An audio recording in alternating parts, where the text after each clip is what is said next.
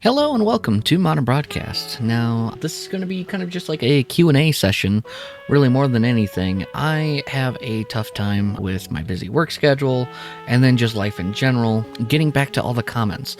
I try at least once a week to respond to the majority of the comments that I get in the videos, but sometimes there's just too many and I can't get to them. So I figured let's make this a weekly thing where we are going to do just kind of a Q&A, I answer your questions type video. So once a week, I plan on having these come out, and I haven't decided what day yet. So whatever day today is the plan for routine I answer your comments video. Okay, so let's go ahead. Let's get started here and go ahead and pop into our studio. So here we have all of the comments, which I know there's quite a few of them. I apologize. I have not gotten back to those. So that's the goal today. And let's go ahead and make it happen. Starting with the first one here, we have Bast says, I did extract the file and load everything, but when I went to my flipper and to apps, no Wi-Fi showing, just USB UART bridge and GPIO manual control and 5V on GPIO set to off. I need some help, please. Thank you. So this sounds like a couple things happening here. Listen, the Flipper Zero is not the perfect device by any means. A lot of people either have great success with this video of the Flipper Zero Wi-Fi dev board, or they have a lot of questions. And that's just because the Flipper Zero is not an exact science, I feel. The best thing that I can say is to do a custom firmware like Extreme, or I think Rogue is one. That's going to give you kind of a pre-built apps folder. When you're in the 5V and GPIO set to off, that sounds more like you're in the settings area and not in the actual apps folder. So it could be that you don't have an apps folder that's actually has the stuff on there. You can also go to flipper.one and use their app store and try to find one that's compatible with the firmware you do have. So that would be my suggestion. Moving on, here we have just recently, my most recent video, one of the shorts, someone responded with, Ventoy can support multi-boot from more than one .iso. So Ventoy is another application. We used Rufus in the video, but Ventoy is another one that will flash ISOs to your USB drive, make them bootable. So this is actually pretty handy. A lot of people are asking previously, how do I do dual boot? How do I do dual boot, and how can I make that happen? Do I have to wipe out the Windows? You don't have to. I just chose to. Windows on a handheld just isn't there yet for me, so I prefer the Linux side of things when it comes to that. So we'll just say thank you. It's great for those who want to dual boot. Perfect. Here we have a RetroX question, and I don't know. I really don't know this, but it says, can you save themes and cover art to SD card instead of internal storage? I only have 1 GB of free space on the internal. I wonder if Franco, the developer behind RetroX, can answer this question. Unfortunately, I don't know. I'm going to leave this for now and come back to it. So here we have the wireless bad USB. So this is utilizing Bluetooth to connect your Flipper Zero to output a Bluetooth signal. The question here from Austin is, but how do you get it to connect to your devices without them going to the Bluetooth settings and choosing to connect? I imagine a bad KB attack of some sort can force this. To my knowledge, no. To my knowledge, you have to name your Bluetooth something that's going to spoof the person that's trying to connect. So is it an ideal situation? No. You kind of actually want access to the computer beforehand, or the target device beforehand, so you can kind of set up that Bluetooth connection on your own, and then, when you want to have access to it, you can connect to it and do so within range. To my knowledge, no, there's no way to make this kind of forced. Next question we have here from HL is, can this be used as a keylogger for a wireless keyboard?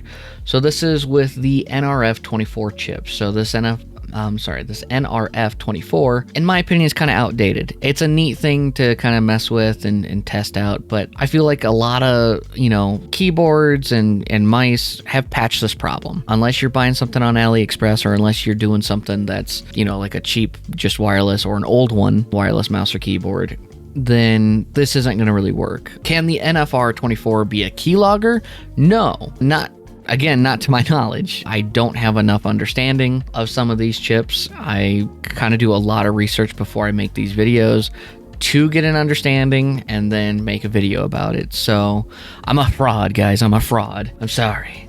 But yeah, just the flipper itself can be a keylogger, but I don't know if the NRF24 can do so. I'm kind of thinking about it a little bit here. Actually, I think because once it's connected that way, you have control of the computer, and basically you can treat it like a bad USB, and you can program in Ducky a keylogger. So it might be possible, actually. A little kind of side thought tangent there. In Ducky, you can program a keylogger, and it would be wireless because you're connected through the NFR24 or NRF. I keep flipping those two, I don't know why. So I think it might be possible. I don't have the technical know-how to do it, but I think that could be possible, actually. All right, on to the next question we have from Tasmania. So this is on the custom OS for the ROG Ally, which I think is an ugly thumbnail, by the way. I try to go for color and pop, and I don't know. I don't think it's doing so well. Anyways, statistics aside, from Tasmania asks, what about Xbox Game Pass? Will that work on Linux? No. I play most Xbox games on my ROG Ally, but would like to try Linux. Listen, Tasmania, if you happen to see this video, then I recommend doing a dual boot situation for you. So you still have your Xbox Game Pass. Someone had commented earlier that I did actually have a time to respond about Epic Game Store. They have their Epic library that has a ton of games in it. So they didn't want to lose that. I would recommend a dual boot if you want to try Linux. Sergey says, nice. Windows for handheld devices is years behind from Linux. So knowing that there's OS like this could make me consider Windows-based devices, since I could switch to Linux and have a better experience overall. Yeah, I was like that. Just saying, it is nice to have the option. Cody here says, great password on our Flipper Zero Evil portal, which was a great segue for this is don't forget to like and subscribe to Modern Broadcast on YouTube. Left Earth says this is a good place to start. I'm excited to see what I can do with GB Studio 2. So this was when I did the Halloween game in 10 minutes or less of making a GB Studio arcade style game. I literally had no ideas on what I was going to do when I started that video and kind of was like, throw it all together. Yeah, it's great. I know there's some of you that might be watching this that are missing having a GB Studio video, so I plan on doing one. I have not had the motivation or the time to get behind GB Studio and make another video, but I do want to do one, and one hopefully will come here soon. Here we are with the Wi-Fi dev board again. Heyo, I need some help with the flash.bat file. Is shown as flash. I don't know if that changes anything, but it says I need to install ESP-Tool32. I download it, and it says it isn't found. I tried holding the board several times, like the 3 seconds you said, but doesn't work. I got my flipper yesterday. I installed the Unleashed firmware. Help would be appreciated. So I had the same problem at one point, is that the ESP tool was not found, and I think all I did was just reinstall Python. Like I went and downloaded Python. However, there is an easier method, and a lot of people actually don't watch this video. I actually posted a video that's all on the computer. It's very easy to flash Marauder if you follow the steps. So I'm gonna recommend that they do this. For whatever reason, that video just didn't get as many views as this blue one does. Jellyfighter Z asks, hi, does it work well with Zelda Majora's Mask? I heard it has some slowdowns and audio stutter.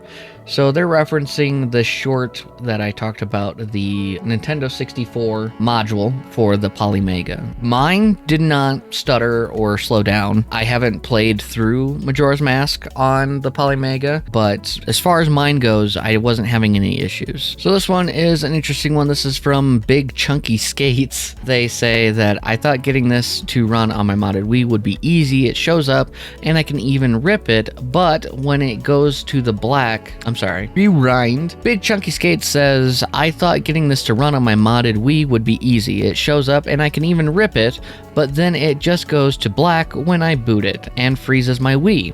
Wish I could find an answer somewhere. So this is with Xeno Crisis, the new-ish, quotes, new Nintendo GameCube game that was released by Bitmap Studios. So here's the deal. If you put the game disc inside your GameCube, it freezes the GameCube. It will not boot. You have to have your GameCube modded. What I would actually probably recommend is just Bitmap gives you the ROM file as well. Just download the ROM file and then put that over on your flash card, and then hopefully it works. Augustine here says flashing was successful, but when I'm scanning for app, I get garbage text. Any reason why this could be? So looks like they actually got everything to work, and then when they hit the scan button, it just gives them garbage text. That's interesting. I have no idea why that could be. Here we have a GB Studio tutorial. Someone just says Francisco Lake. We're just gonna give that a thumbs up and continue onwards. Another Flipper Zero dev board. When I go into app/GPIO, there isn't ESP32 Wi-Fi Marauder. There is only GPIO icon, and then I push it and I have these options. One, okay, so they're having the same thing. So that must be the same firmware.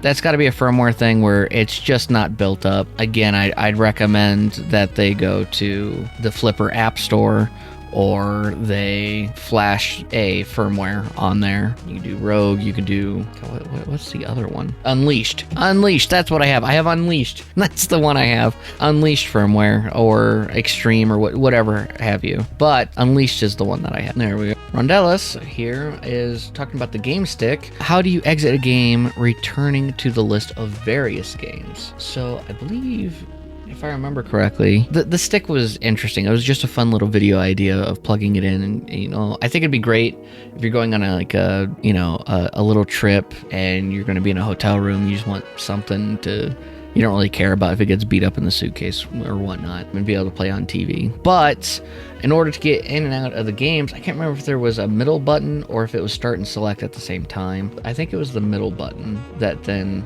did so. I think is Vathan, I think is how that's pronounced. Anyways, a dev board question is, can we get free Wi-Fi with the dev board? No, you cannot. It does not work that way. It does not have internet. It allows you to connect to the internet. It allows you to mess with things via Wi-Fi, but it itself does not have internet. There we go. It says, congrats for you video. And I believe this is talking about Mullet Mad Jack. Yes. So Mullet Mad Jack is a phenomenal, just buttery smooth game. Just love it. It's graphic, but definitely worth checking out on Steam if you haven't already. So I'll just say thank you. Boom. A Flipper Zero must have accessories, and we have Great Lake Edits says, I wish the black version was for purchase.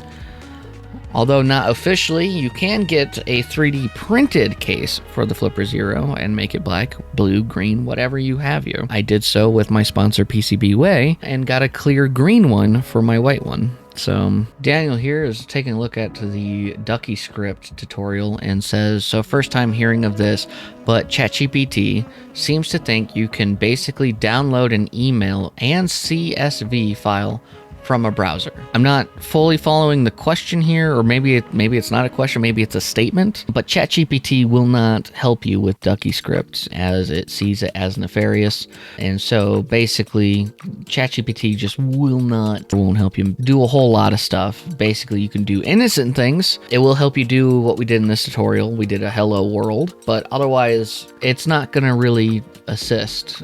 I'm not sure what this comment is asking, so I'm gonna maybe circle back to it later on. And maybe they're not asking, maybe they're just saying ChatGPT thinks you can send stuff to it. I don't know. Brilliant13675 says, if I use this in my Google account, will I be able to log in to my Google account on my phone without the Flipper, or would I be screwed? So the Flipper Zero has a security bit that you can do where it basically is a physical key for authentication. Brilliant. I would not do that to your Google account just in case. You don't want to get stuck with not being able to sign into Google on your phone. I don't know if that's the case. Might happen, might not, don't know. I guess the Flipper is Type-C to Type-C, and you might be able to plug it into your phone and authenticate it that way, but that would be annoying to do that every single time. Alice here says, you paid for ESP32? Wow, they cost sub $5, broski. Well, that they may, but I'm an idiot, so there we go. That they may, but I have no clue what I'm doing. Have a great week. Terramina on the dev board yet again. It says, I was having trouble getting it to work. When I extracted the zip file, it showed flash, but not flash.bat. So I was thinking that why it wasn't working. If you could help me, I would appreciate it. Thanks. I'm going to recommend them watch the other video. It's just easier. You don't have to mess with a whole lot of stuff. You don't have to mess with the batch file. You don't have to get ESP, tool and all that type of stuff. So I'm going to just recommend that they watch that and give that a shot and see if there's still trouble. Perfect. So thank you so much for watching. That's all the comments that we're going to be doing today. Stay tuned for next week as more comments come in on the newer videos or even on the older ones. We'll start kind of going through those. I do have older comments that are from a month ago, 2 months ago. We're going to get to those, but I just figure, we start here.